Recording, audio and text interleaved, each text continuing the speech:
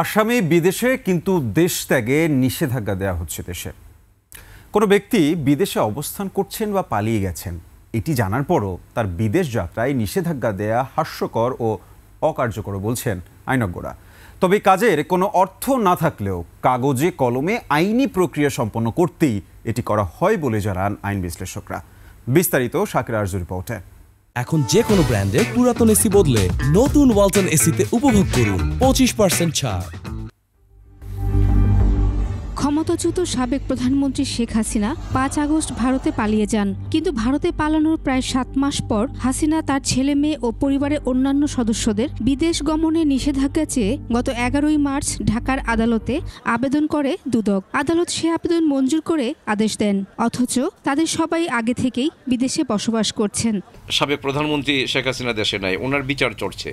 তো সেক্ষেত্রে ওনার ব্যাপারে যদি এখন দেশ থেকে নিষেধাজ্ঞা দেওয়া হয় তাহলে এটা কেমন হলো? কারণ সবাই জানে, সারা পৃথিবী জানে যে উনি এখন বাংলাদেশে নাই।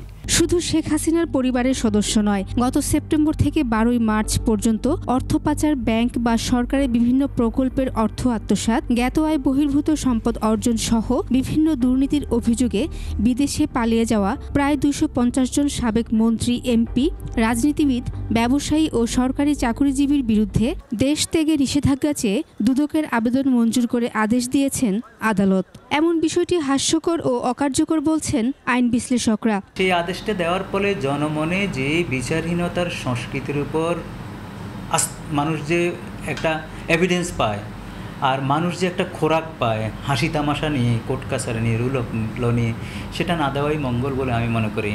কোনো ব্যক্তি দেশ ত্যাগ করার পর দেশ ত্যাগে নিষেধাজ্ঞায় আইনের বিধানটি কি জানাচ্ছিলেন আইন বিশ্লেষকরা। রেকর্ড ঠিক রাখার জন্য করতেছে, তবে এটা অনেক সময় হাস্যকর হয়ে যায়। বাট এই আইনের কমপ্লায়েন্সটা দেখানোর জন্য এটা করা হচ্ছে। পেপার নোটিফিকেশান বা অ্যান্টি কারাপশনের মামলা হলে আপনার ওই যে গেজেট নোটিফিকেশান, এটা করে তারপরে বিচারটা যাতে শুদ্ধ হয় এটা দেখানোর জন্য এটা করা হচ্ছে।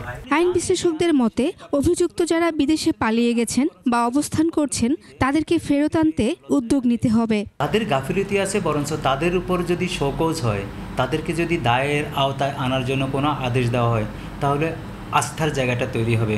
কোনো ব্যক্তি পালিয়ে যাওয়া বা দেশ ত্যাগ করে চলে যাওয়া বন্ধ করতে আগেই পদক্ষেপ নেওয়ার পরামর্শ দেন আইন বিশ্লেষকরা। শাকির আরজু, একুশে টেলিভিশন, ঢাকা।